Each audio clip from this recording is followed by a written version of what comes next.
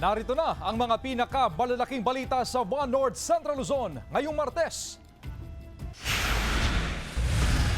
Pagsemplang ng motorsiklo sa Baguio City, sa pool sa CCTV.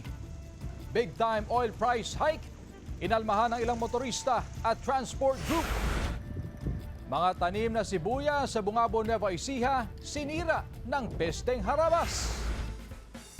At iba't ibang putaheng talong at Kapuso Fiesta with Andrea Torres, Jerry Gonzalez at iba pang Kapuso stars tampok sa kapistahan ng Villasis, Pangasinan.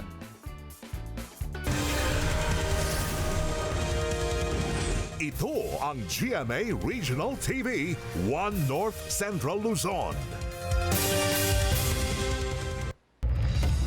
Magandang hapon, ako si Chris Zuniga. Big time oil price hike ngayong araw inalmahan ng ilang motorista at transport group. Yan ang balitang tinutukan live ni Sandy Salvacio. Sandy? Chris, masakit ngayon ang bulsa ng mga motorista at driver ng mga pampasaherong sasakyan dahil ikatlong linggo pa lang daw ng 2026 ay naranasan na agad ang mataas na oil price adjustment sa mga produktong petrolyo. Araw-araw na gamit ng estudyanteng si Alfred ang kanyang motorsiklo papunta sa paaralan para raw makaiwas sa hassle ng traffic at makatipid sa pamasahe. Pero ngayon, isa na raw sa umuubos ng allowance niya ay ang gasto sa gasolina. Lalo na ngayon na sumipa na naman ang presyo ng produktong petrolyo. Hindi masaya. Siyempre, tumaas na naman. Alam naman natin yung mga bilihin ngayon dito. Imbes na makatipid, mas napapagastos din kahit pa paano. Epektibo ngayong araw, tumaas ng piso ang kada litro ng gasolina, 1 peso and 50 centavos sa kerosene at 2 piso ang itinaas sa kada litro ng diesel. Isa sa mga lubhang naapektuhan ang mga tsoper. Ang 69 anyos na si Tatay Rosendo, bagsak na raw ang arawang kita. Sumipa na kasi sa 1,200 pesos ang gastos niya sa diesel kada araw. Nahihirap ang sa pagkusala dahil ang kinikita namin pumunta sa gasolinahan. Kaya nga, yung problema, wala kayong konsipe, yan ang kanila eh.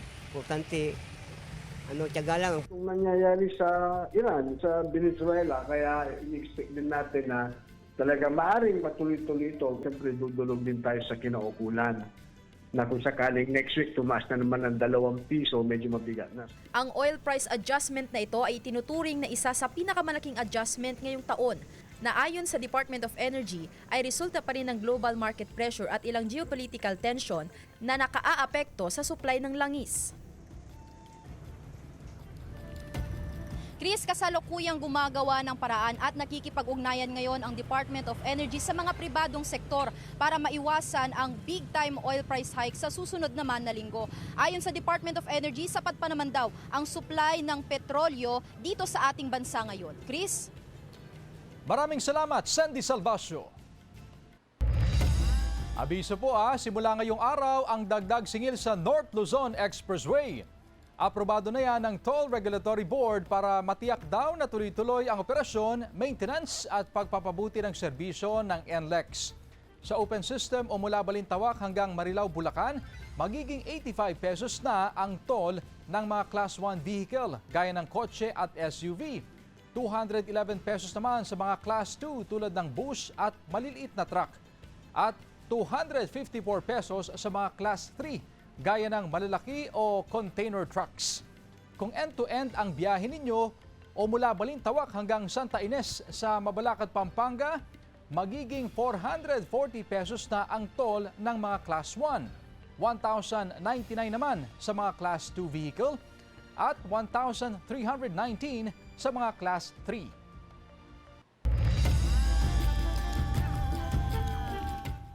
Pagsemplang ng motorsiklo sa pakurbang bahagi ng Lawakan Road sa Baguio City sa pool. Sa video, 2 rider ang sugatan. Tutukan sa report.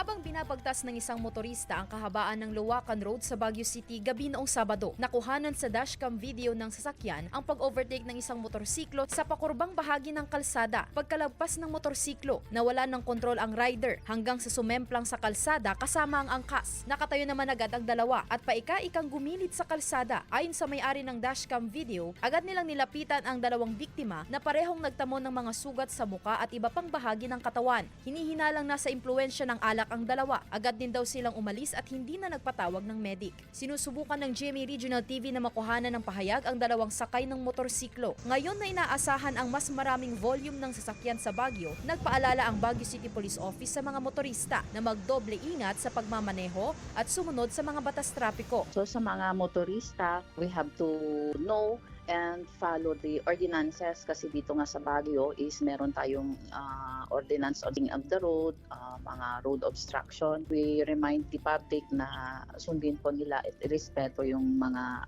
ordinances. Siguraduhin din na nasa maayos na kondisyon ang katawan at sasakyan para makaiwas sa kahalintulad na aksidente. We expect yung heavy traffic. We advise them na magbaon ng mahabang pasensya and to be updated of yung mga traffic situation dito sa Baguio. Sandy Salvacio, One North, Central Luzon.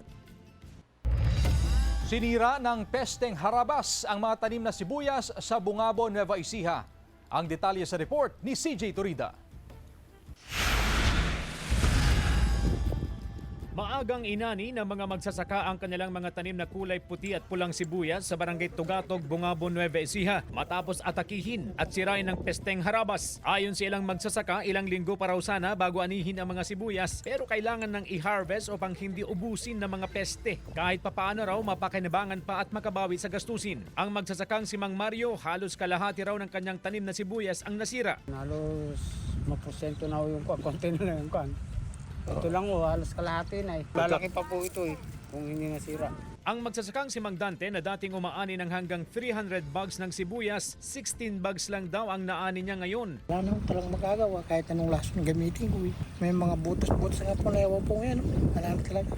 Karamihan sa mga inaning sibuyas ay maliliit na tinatawag na pickles. Bukod sa pesteng harabas, sumabay pa raw ang pag-atake ng mga ibong maya at uwak sa mga pananim. Madalas daw kasing sila ang kumakain sa mga harabas. Isa lamang ang barangay Tugatog sa mga lugar sa Bungabon na may malawak na taniman ng sibuyas. Sana po makita po yung mga magsasaka namin na sobrang hirap dito sa aming barangay. Matugunan na sana po hindi po bumaba yung presyo para po masuklihan naman yung pagod nila. Sinisikap ng GMA Regional TV na makuhanan ng pahayag ang lokal na pamahalaan ng Bungabon kaugnay sa problemang ito ng mga magsisibuyas sa bayan. CJ Turida, One North, Central Luzon. Dredging operation sa Pantal River halos 4 na buwan nang nahinto dahil sa kawalan ng aprobadong pondo mula sa national government. Sundan sa report ni Jasmine Gabriel Galvan. Halos 4 na buwan ang natigil ang dredging operation sa Pantal River sa Dagupan City. Wala pang inaaprobahang pondo ang DPWH para sa operasyon, pero umaasa ang DPWH na maaprubahan ng pondo hanggang Pebrero upang masimulan ng Oplan Kontrabaha Project ng national government. Target ng kagawaran na may pagpatuloy ang dredging operation bago ang dry season. Allocated fund para dito sa Pantal. Actually sa lahat naman sa buong Pilipinas. So, meron lang siguro mga documents na kailangang maayos. Bagamat ilang buwan ang natigil ang dredging operation, malalim pa naman daw ang riverbed ng Pantal River. As of now, wala pa naman po tayong mga ulan at saka mga bagyo. Yung mga siltation galing taas, hindi pa naman siya bumaba. So, currently, yung survey naman dito is i-update nila. Doon natin makikita talaga kung nagkaroon ng accumulation. Pero it's safe to say na hindi pa naman po siya bumababaw. Sa oras na maaprubahan ng pondo at marilis ang budget, ay agad sisimulan ang dredging operation sa river mouth ng Pantal River. Matapos kasing manalasa ang bagyong Uwan noong November 2025 ay kapansin-pansin ang paglawak ng sandbar sa lugar. Kung hindi madadrag ang river mouth ay posibleng magdulot ng mga baha pagsapit ng tag-ulan. Kailangan talaga ma-dredge po yung draga kasi yung lupa niya, pag hindi po yan na-dredge, ganyan lang, aapaw na yung mga lupa-lupa po dyan. Sa ngayon, sumasa ilalim sa maintenance ang mga dredging machine na naka-standby sa Pantal River. Kasama si Jing Dacanay, Jasmine Gabriel Galban, One North Central Luzon.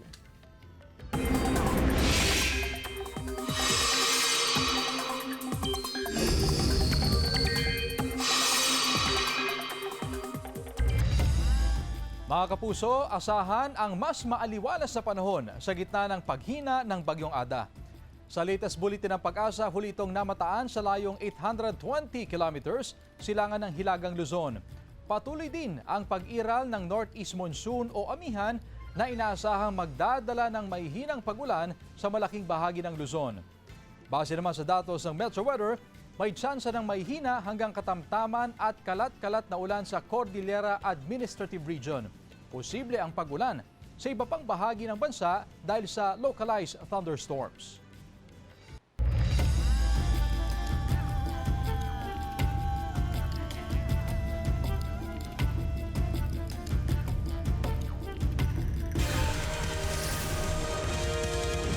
Ito ang GMA Regional TV, One North Central Luzon.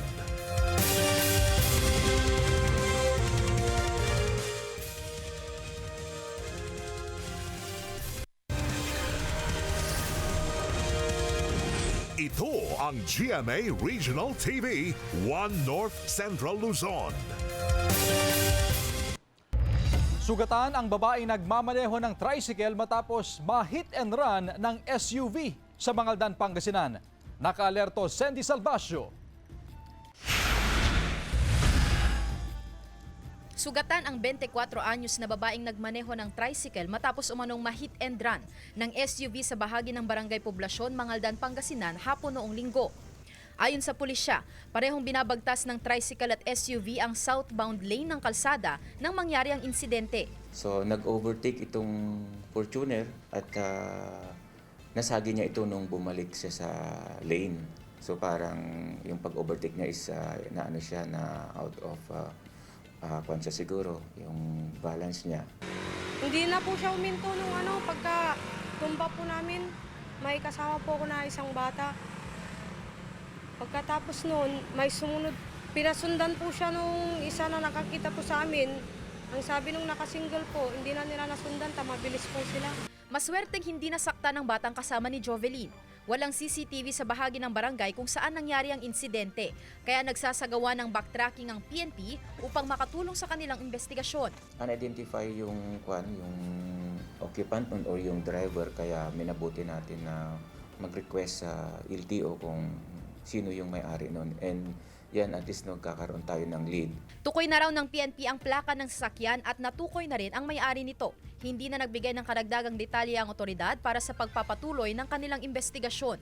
Pero ayon sa PNP, maaaring sampahan ng reckless imprudence resulting in physical injury and damage to property ang driver ng SUV. Kasama si Henry Duminsil, Sandy Salvacio, One North, Central Luzon. Arestado ang mag-live-in partner na Provincial Priority Target Drug Personality sa La Union. Yan at iba pang balita sa pagtutok ni CJ Torida.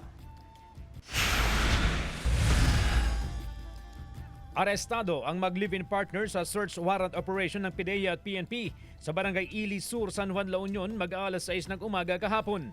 Kinilala ang mga suspect sa alias Joey, isang driver, at alias Janet, isang caretaker.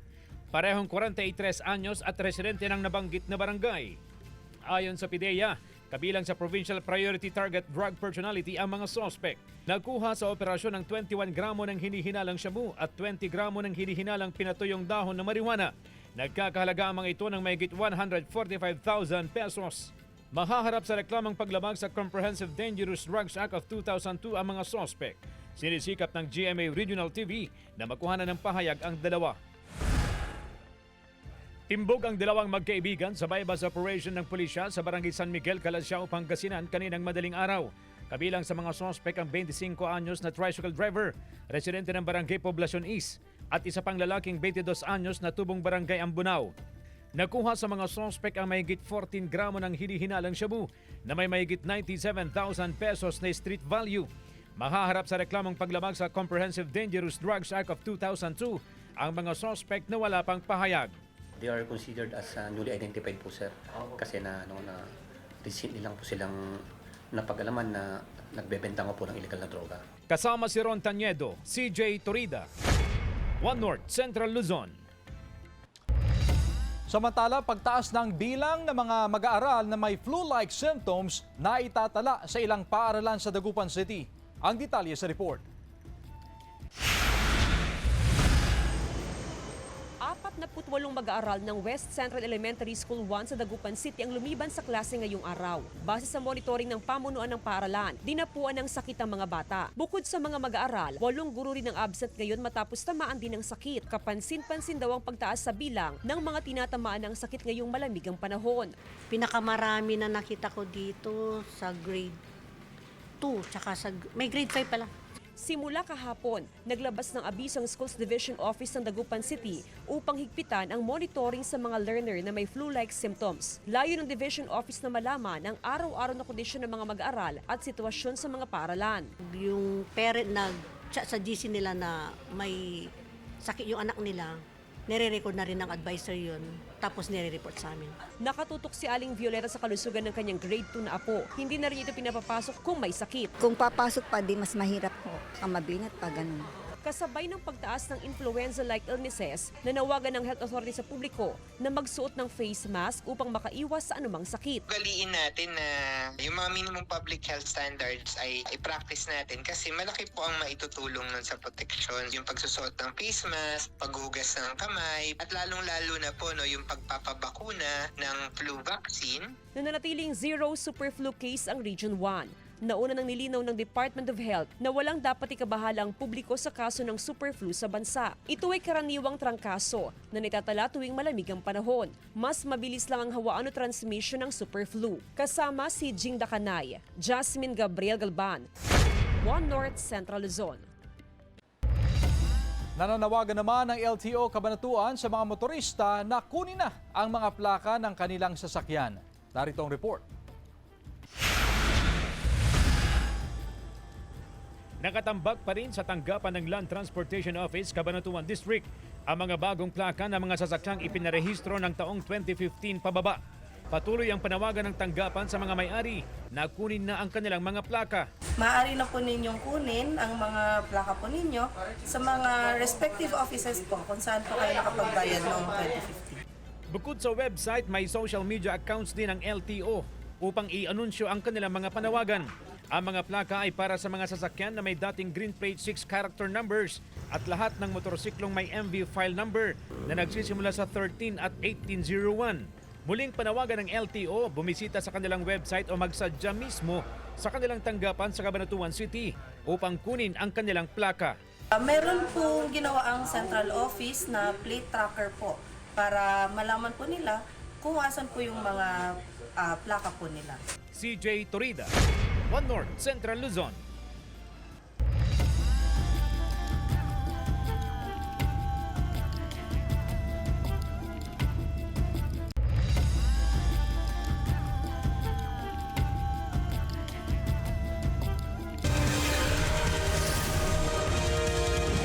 Ito ang GMA Regional TV, One North Central Luzon.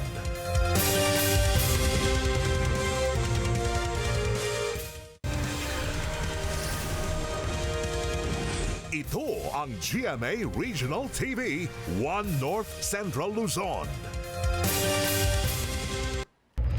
Mga bangkero sa isang barangay bantay sarado ng otoridad dahil sa umano'y pagbiyahe ng lasing. Narito ang report.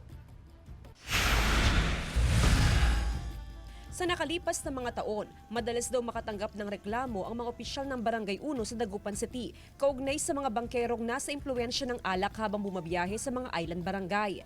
Dahil dito, isa-isang kinausap ng mga barangay official ang mga bangkero upang matugunan ng reklamo at matiyak ang kaligtasan ng mga sumasakay ng bangka. Binigyan ko sila ng tent.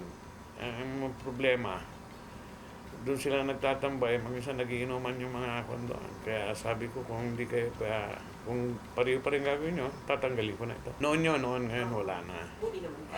Okay na sila dahil siyempre mas lalo pag yung bagyo noon, alam mo na, malamig. Ayon sa punong barangay, hindi napapayagang bumiyahe ang sinumang bangkero na mahuhuling lasing o nakainom ng alak. Aminado ang ilang bangkero na nakagawian na nilang uminom ng alak habang naghihintay ng pasahero. Pero itinigil na nila ang pag-inom simula nang kausapin sila ng mga opisyal ng barangay. Siyempre, ay nanalala nila yung safety ng mga pasahero. So dapat lang po talaga na Oo. Pagka nakainom sila, ma'am, dapat hindi sila bawal pumasada. Para safety yung mga pasaheros natin na ma'am. Maganda naman sa kanila yun, ma'am, yung bawal para yung mga pasaheros hindi sila matatakot, ma'am, na Bukod sa mga opisyal ng barangay, regular din ang pag-ikot ng mga pulis sa mga daungan ng bangka para mamonitor ang sitwasyon sa lugar. Kasama si Jing Dakanay, Jasmine Gabriel Galban, One North Central Luzon.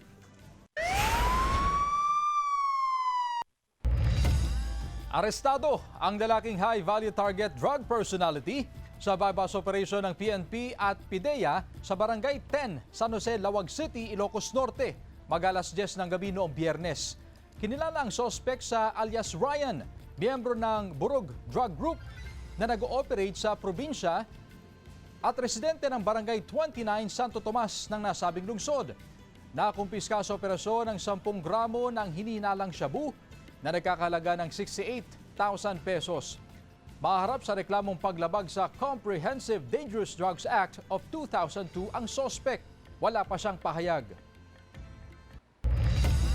Multa ng mga motoristang mahuhuling gumagamit ng may ingay na tambutso, tinaasan ng Mangaldan LGU. Sundan sa report. Hinigpitan pa ng lokal na pamahalaan ng Mangaldan, Pangasinan ang pagpapatupad ng ordinansa kontra sa mga may ingay na tambutso. Nagsagawa ng pagpupulong ang LGU kasama ang LTO, PNP, mga TODA at barangay officials upang amyendahan ang ordinansa. Napagkasunduan na mula sa 100 pesos na multa sa first offense ay itataas na ito sa 500 pesos, 1,000 pesos sa second offense at 2,500 pesos sa third offense. Babaklasin at i-impound ang mga mahuhuling motorsiklong may illegal pipe. Istriktong implementasyon ang hiling ng ilang residente. Hindi talaga dahil nakakaperwisyo sa sa mga tao. Oo. Kaya nga sa amin minsan may mga dumadaan na mga may ingay na 2 o'clock in the morning, may ingay. Maliban dyan, nag-request ng dagdag na decibel meter ang poso para sa kanilang operasyon. Katuwang na rin ng poso ang mga opisyal ng barangay sa pagpapatupad nito. Nananawagan ang mga otoridad sa mga motor shop sa bayan na huwag nang magbenta ng open pipe at iba pang improvised muffler. Bibigyan sila ng imbitasyon at susulatan din yung mga gumagawa ng mga tambotso o open pipe. Yung mga iba talagang hindi na sila gumagawa. Inaasahan na isasagawa ngayong buwan ang huling public hearing para sa pinal na pag-amyenda sa ordinansa bago ito ipatupad. Kasama si Henry Duminsil, Sandy Salvacio, One North Central Luzon. 3 days na lang, magbubukas na ang women's volleyball ng NCAA Season 101. Brand new season kaya may brand new format ang women's volleyball.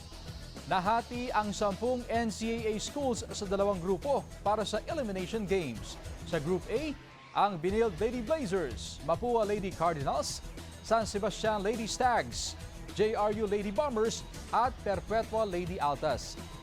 Laglaga naman sa Group B, ang Letran Lady Knights, Arellano Lady Chiefs, LTU Lady Pirates, San Beda Lady Red Spikers at EAC Lady Generals.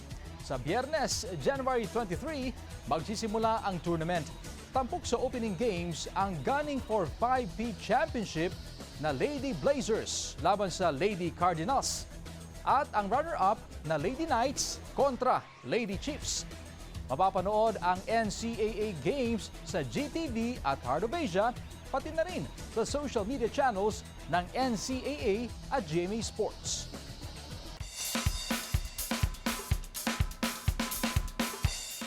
Iba't ibang putaheng talong at kapuso fiesta tampok sa kapistahan ng Villasis, Pangasinan. Tunghayan sa report. May bilog at may pahaba. Masarap itong gawing torta at pangunahing sangkap sa pinakbet. Ito ang talong. Ito rin ang bida sa selebrasyon ng Talong Festival sa Villasis, Pangasinan. punong-puno ng iba't ibang aktibidad na nagpapakilala sa talong bilang isa sa mga pangunahing produkto ng Villasis. Mahigit 20 barangay ang nagpasarapan sa pagluluto ng pinakbet. Bawat barangay ay may sariling kawa at sariling bersyon ng pinakbet. Nagpasiklaban naman sa pagsayaw ang mga kalahok sa flag trailing competition, suot ang kanilang makukulay na costumes at props. Main ingredient pa rin ng talong sa Talong Festival Cook Fest, kung saan 21 grupo ang nagtagisan sa pagluluto ng kanilang mga recipe with a twist.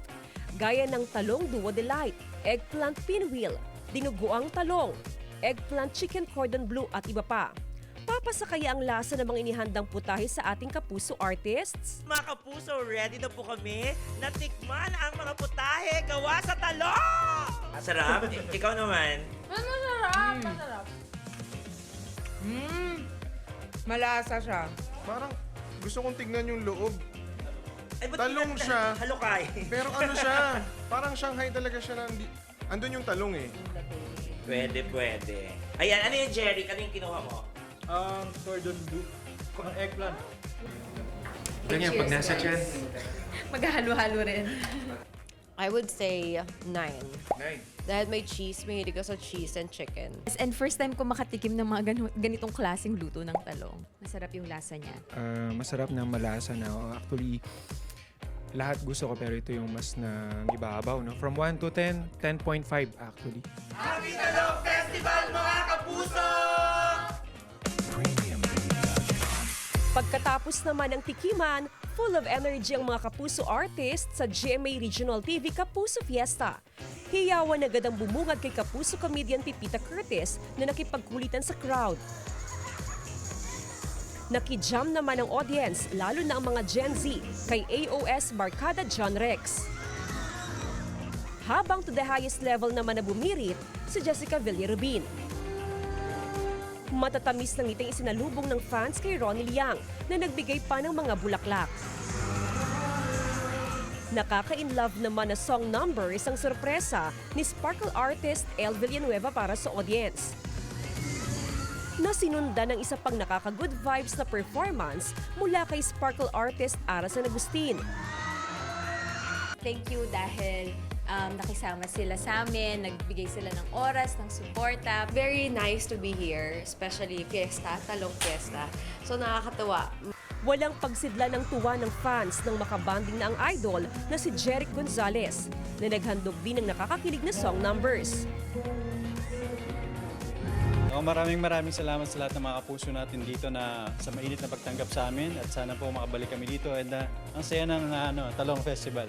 Happy Talong Festival po. Kagad namang napawi ang pananabik ng mga manonood ng makapiling na si kapuso artist Andrea Torres na nakiselfie pa sa fans. Ano namang favorite natin puntahan ng Pangasinan kasi isa to sa mga best crowds talaga. So very happy kami na makita sila ulit. And hopefully, makabalik din agad soon kasi talagang iba yung energy nila dito eh. Gaganahan ka talaga sa kanila. Jasmine Gabriel Galban, One North Central Luzon. Samantala, mapapanood niyo po ang episode na ito at iba pang pinakahuling lokal na balita sa official website ng GMA Regional TV, www.gmaregionaltv.com. Pwede rin kayong bumisita sa aming official YouTube channel, GMA Regional TV, at i-click ang subscribe button para sa pinaka-may-init na balita mula sa mga rehiyon. Nais din naming pasalamatan ang mga kapuso sa Hilaga at Gitnang Luzon, maging ang mga kapuso natin abroad. Dahil sa GMA Regional TV, local news matters. At yan ang mga pinakamalaki at pinakauling balita sa Hilaga at Gitnang Luzon. Maraming salamat sa pagsama sa amin pati na ang mga kapuso sa ibang bansa na tumutok sa mga balita sa rehiyon. Ako po si Chris Zuniga. Kami ang GMA Regional TV, One North Central Luzon. Buong puwersa para sa mas malaking misyon at mas malawak na paglilingkod sa bayan.